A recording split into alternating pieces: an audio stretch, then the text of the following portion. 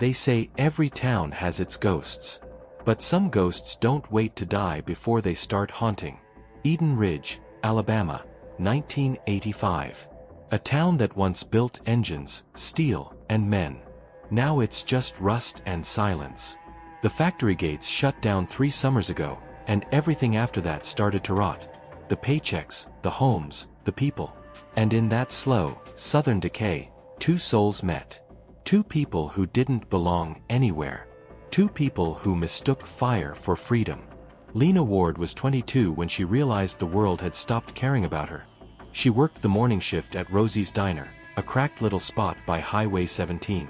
She'd wipe the same counter every day, pretending the smell of burnt coffee didn't make her dizzy. Her hands smelled like grease and bleach. Her dreams smelled like gasoline, the scent of leaving.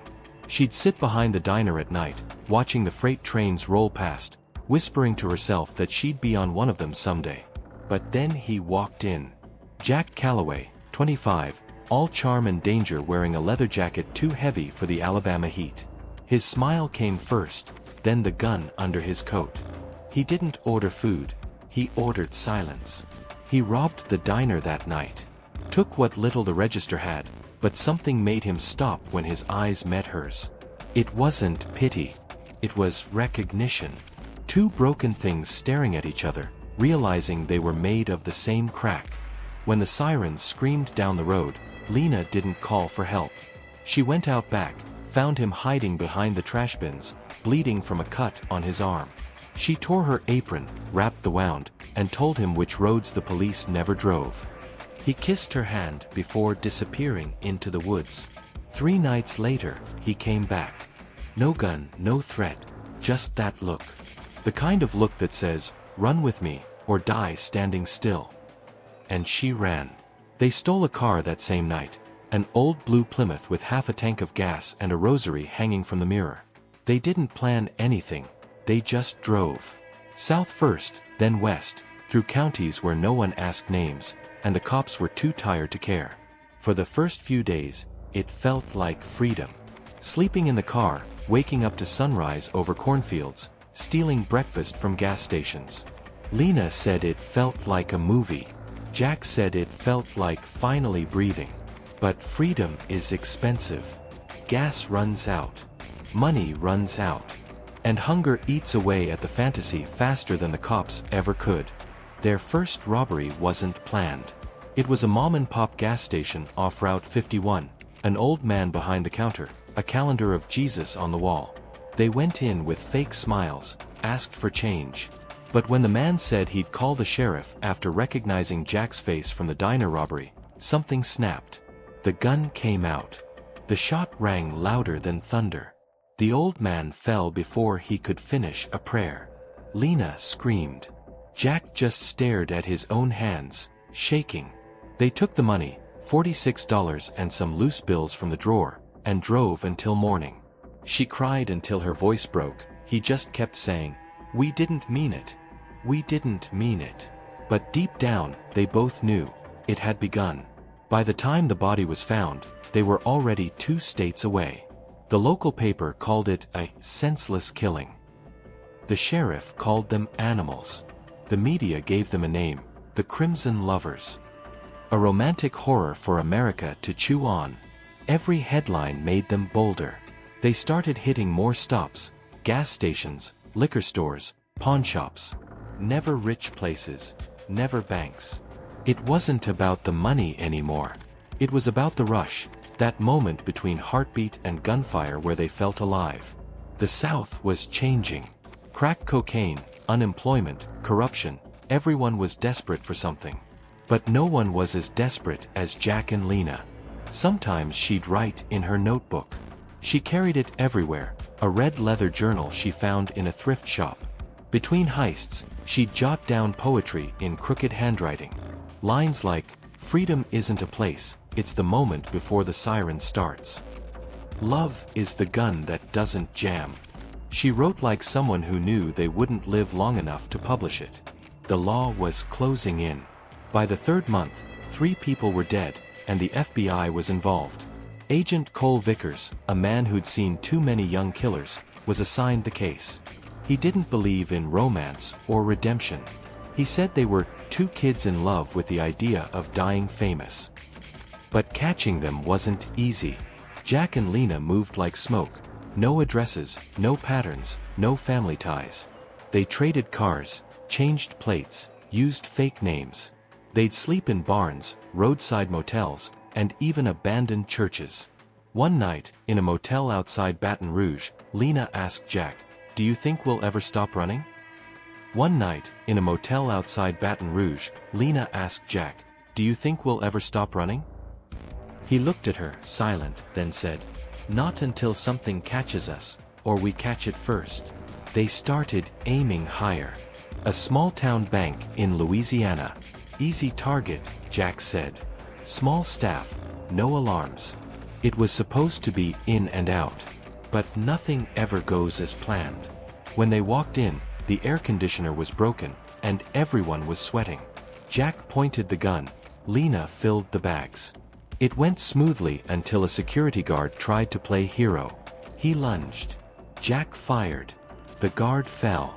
Another life gone in a flash. By the time they reached the car, Lena's hands were soaked with blood.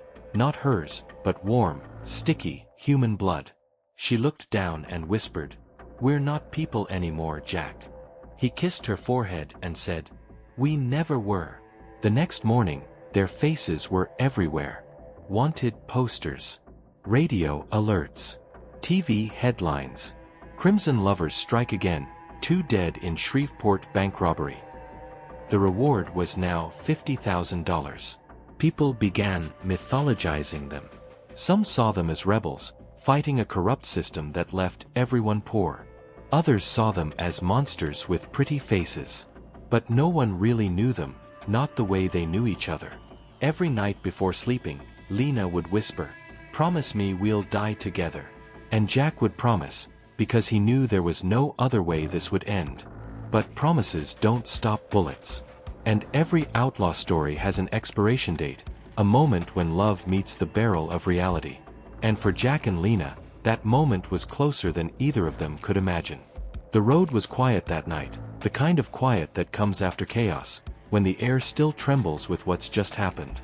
The highway stretched endlessly before them, black ribbons slicing through the swamplands, headlights bleeding across the asphalt like veins of gold. Behind them, the town of Ashwood still smoked. The gas station still burned. The first body they'd ever left behind lay cooling in the dark. Jack's hands gripped the steering wheel hard enough that his knuckles turned white. Beside him, Lena leaned her head against the window, the pistol resting loosely in her lap. She was smiling. Not the warm smile she used to give him in diners when they shared milkshakes and talked about leaving. This one was colder, sharper. Like she'd just discovered something about herself she'd been waiting to meet all her life. They drove for hours without speaking.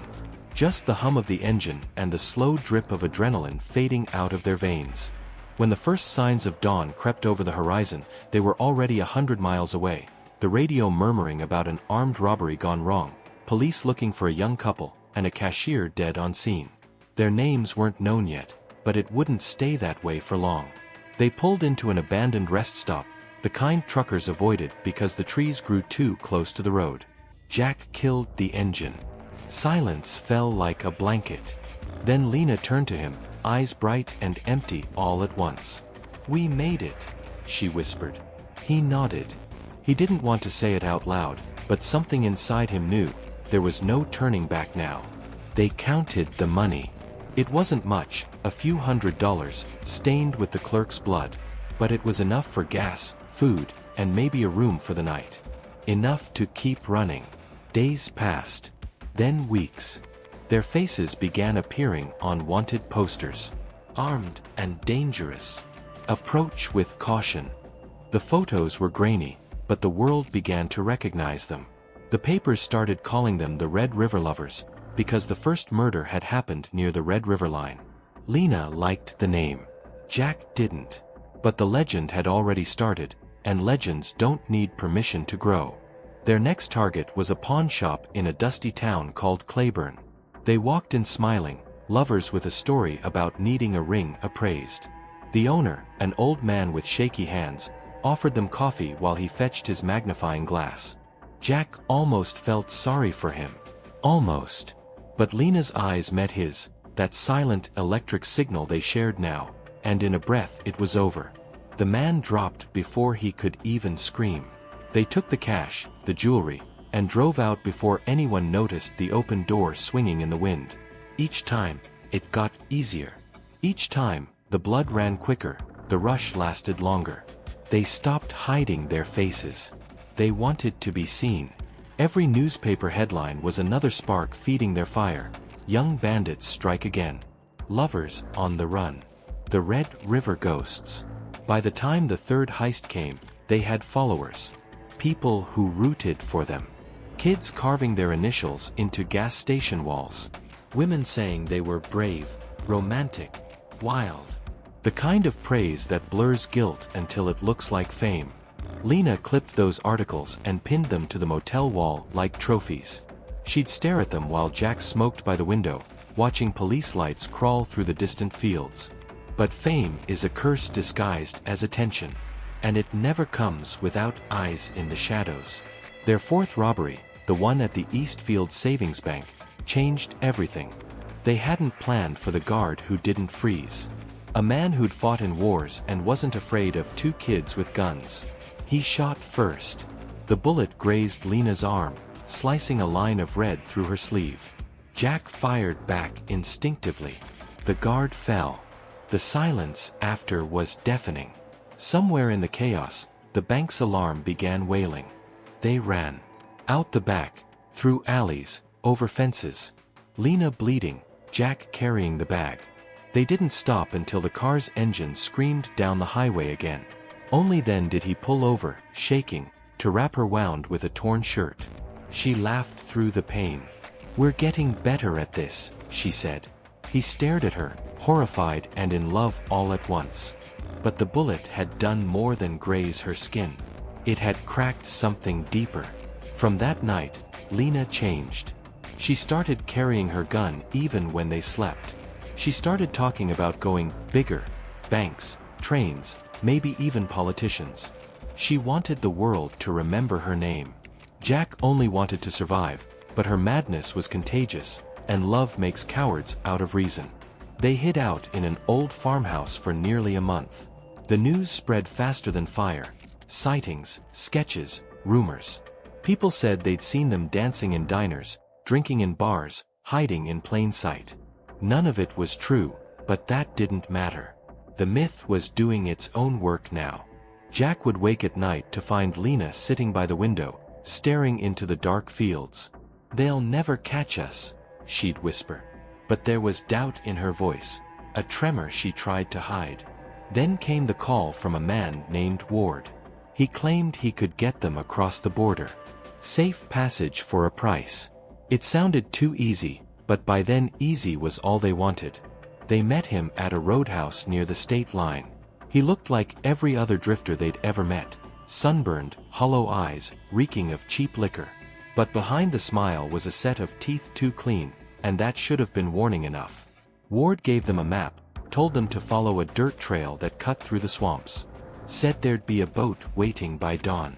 They paid him half the money and promised the rest when they crossed. As they drove away, he watched them disappear, then walked to the payphone and dialed the sheriff. The swamp road was narrow, the air thick with insects. Every sound felt closer. Every shadow seemed alive. Halfway through, their tires hit spikes, a trap laid clean across the dirt. The car jerked, skidded, died. The silence after was louder than gunfire. Jack looked at Lena. She knew. They both knew. Sirens in the distance. Flashlights moving between the trees. Voices shouting their names. Jack grabbed the money, the guns, the few things they had left. "We run," he said. She nodded, eyes bright like the night they first met. They tore through the underbrush, the world behind them collapsing in blue and red lights. Bullets cut through the trees. A branch exploded near Jack's face.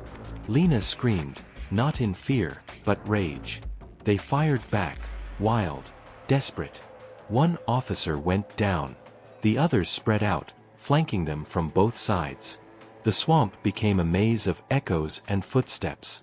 When dawn finally came, they had made it as far as the river. The water was high, the current violent. On the opposite bank, freedom. Behind them, death. Jack looked at her. "We can still make it." She smiled. Together. Always. They stepped into the water. The current tore at their legs. Lena slipped once. Jack caught her, dragging her closer to the middle. Then the first shot hit. She gasped. The world slowed. Blood bloomed in the water like ink. Jack turned, firing blindly, screaming her name. Another shot caught him in the chest. He fell forward, arms still around her. The last thing he saw was her face. Calm now, eyes open, looking at something far beyond him. By the time the sheriff's men reached the river, the bodies were gone. The current had taken them. Only the money bag floated by the reeds, torn open, bills drifting downstream like leaves. 4 weeks, people searched. Some claimed to have seen them in other states. Some said they'd faked their deaths. But the truth stayed buried beneath that muddy river. 2 young lovers who thought the world could be theirs, swallowed whole by the dream they tried to outrun. When the smoke cleared over Redwater Bridge, morning crept in like a confession. The dew clung to the scorched guardrails, and for the first time in weeks the sirens were silent. The bodies of Lena Cross and Jack Mercer lay side by side, half hidden beneath a torn blanket someone had thrown across them. The lawmen who'd ended their rampage stood in that gray dawn trying to look proud, but they looked mostly tired, because even in victory, something about the scene felt wrong. Their faces were young, their hands still joined. One of the deputies muttered that they looked more like wedding guests than killers. Another said nothing, just lit a cigarette and walked to the riverbank, staring at the crimson water that had given the pair their legend's final color. Within hours the photos were everywhere. Newspapers from Dallas to Baton Rouge printed the same image. The couple's car riddled with bullets, a half-burned map of the Gulf Coast on the dash, and a lipstick mark smeared across a revolver. The headline read, "Crimson Lovers Dead in Bridge Shootout." But death didn't kill the story, it embalmed it. Reporters descended on Harbor City like vultures. They dug into every scrap of Lena's past, the orphanage records, the missing father, the dead-end job at the diner. They found the people Jack had cheated, the truckers he'd run with, the small-town sheriff who said he'd once caught the boy stealing gas and should have shot him then. Each voice added another brick to the myth. Within a week, the first rumor surfaced. Someone claimed a third person escaped the bridge. A shadow seen in the woods, a splash in the river, footprints that didn't match either body. That whisper was all it took to reopen the obsession. Detective Harold Vance, the man who'd led the task force, couldn't sleep after Redwater. He replayed the chase again and again, wondering why the radio calls had gone silent in the final minutes, why one of the guns recovered from the bridge wasn't registered to either suspect. Vance was old-school law, a man who believed every case should make sense. This one didn't. He started to revisit the towns along the pair's route, the burned-out motel in Mississippi, the pawn shop in Shreveport where they sold a watch, the diner where Lena left a tip folded into the shape of a swan. Each stop left him more uneasy. People remembered them not as monsters, but as almost kind. They paid debts. They sang along to jukebox songs. In one town, a widow swore they'd helped her push her car out of a ditch before robbing the bank down the street. The more Vance learned, the harder it became to call them purely evil. Back in Harbor City, the local museum started displaying souvenirs, bullets from the bridge, a scrap of Lena's dress, the love letters pulled from the glove compartment. Teenagers began showing up at night, tracing their names into the bridge's new concrete rail. They wanted to feel close to something wild, something tragic. And then came the tapes. 6 weeks after the shootout, a parcel arrived at the Harbor City Chronicle addressed simply to "Whoever tells the truth." Inside were 2 cassettes, unmarked except for a lipstick kiss on one.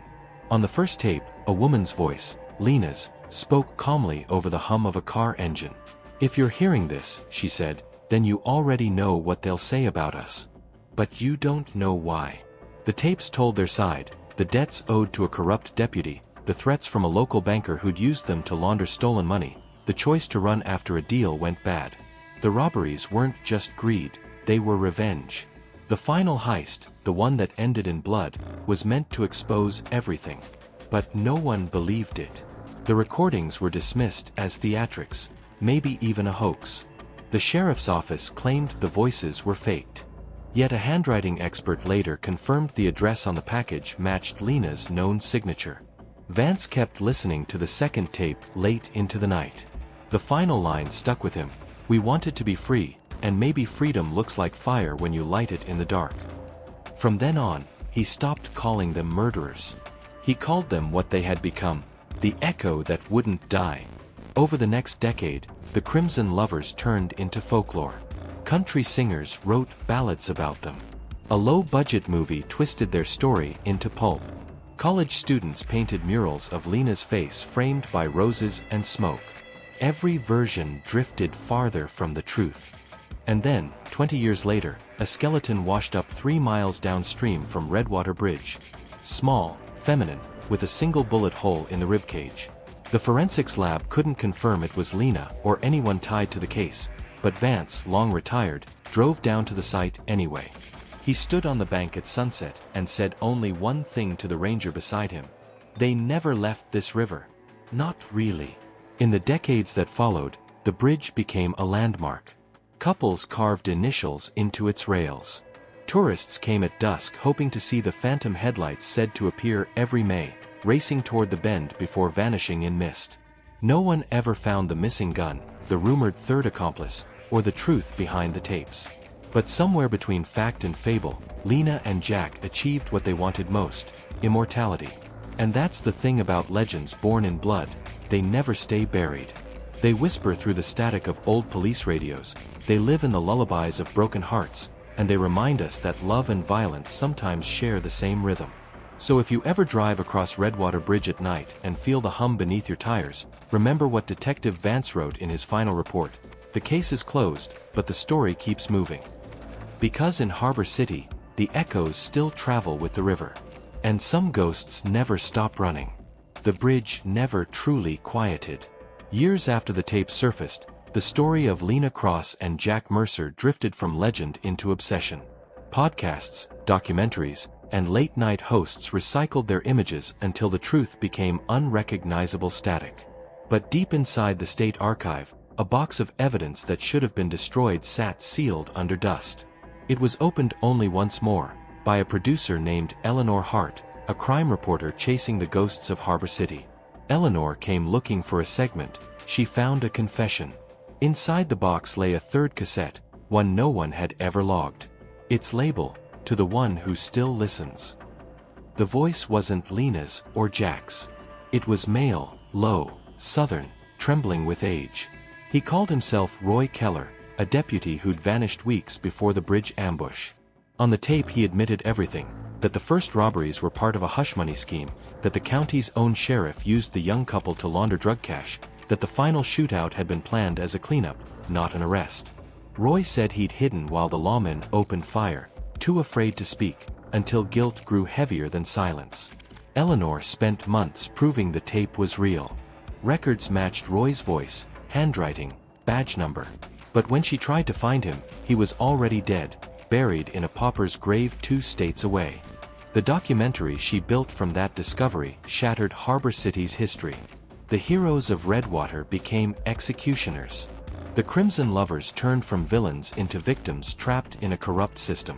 People who'd once sold bridge souvenirs started burning them. Murals were painted over, then painted again. Truth, once more, changed its costume. Detective Vance didn't live to see it.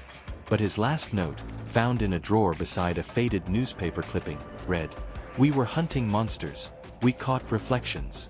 That line closed the film.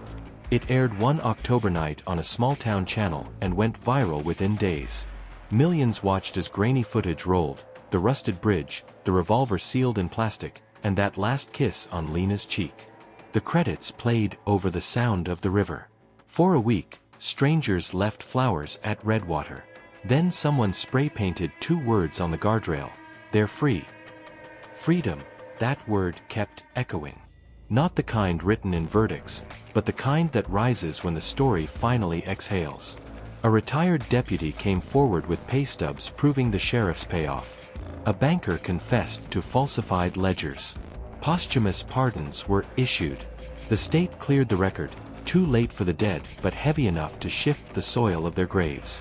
And Harbor City changed. A memorial park replaced the old police range. Every spring, a vigil lights the river with candles that drift downstream like small suns. Each one bears a name of someone failed by the system, and at the edge of the current, two are always placed together: Lena and Jack. They say on windless nights you can hear faint music from across the water, as if an old radio plays somewhere under the bridge. A song of engines, laughter, and the promise of open roads. Maybe that's imagination. Maybe it's the echo the world owes them. Eleanor ends her follow-up documentary with these words: "We chase crime to understand evil. Sometimes we find love instead, and realize the two aren't so far apart." If you've come this far, remember their names, not for the blood, but for the proof that truth can outlive a bullet. Stories like this don't fade, they wait. So if you want to keep chasing the ones that still whisper through America's forgotten roads, subscribe, stay close, and keep listening. Because somewhere, another tale is starting to burn. Stay with us, because there are more secrets waiting in the darkness. Subscribe now, turn on notifications, and keep chasing the echoes that the world tried to bury.